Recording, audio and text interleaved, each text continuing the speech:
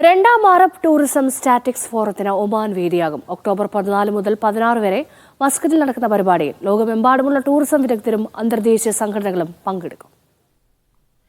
ടൂറിസത്തിൽ Arab രാജ്യങ്ങൾക്കിടയിൽ സഹകരണം വളർത്തിയെടുക്കുക എന്നതാണ് Oman പൈതൃക ടൂറിസം മന്ത്രാലയത്തിന്റെയും അറബ് രാജ്യങ്ങളുടെയും ലീഗിന്റെയും സഹകരണത്തോടെ സംഘടിപ്പിക്കുന്ന പരിപാടിയുടെ ലക്ഷ്യം.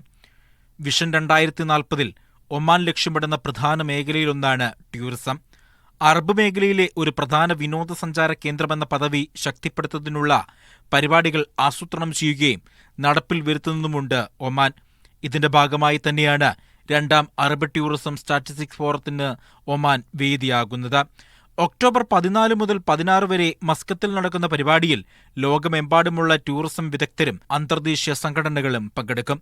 ടൂറിസത്തിൽ അറബ് രാജ്യങ്ങൾക്കിടയിൽ സഹകരണം വളർത്തിയെടുക്കുക എന്നതാണ് ഒമാൻ പൈതൃക ടൂറിസം മന്ത്രാലയത്തിന്റെയും അറബ് രാജ്യങ്ങളുടെയും ലീഗിന്റെയും സഹകരണത്തോടെ സംഘടിപ്പിക്കുന്ന പരിപാടിയുടെ ലക്ഷ്യം.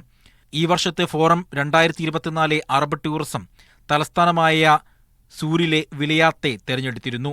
ടൂറിസം മേഖലയുടെ ട്രെൻഡുകളും പാറ്റേണുകളും തിരിച്ചറിയുന്നതിനും വിനോദസഞ്ചാര കേന്ദ്രങ്ങളെ പ്രോത്സാഹിപ്പിക്കുന്നതിനുമുള്ള തന്ത്രങ്ങൾ വികസിപ്പിക്കുന്നതിനും പരിപാടി സഹായിക്കും. Media 1 Muscat.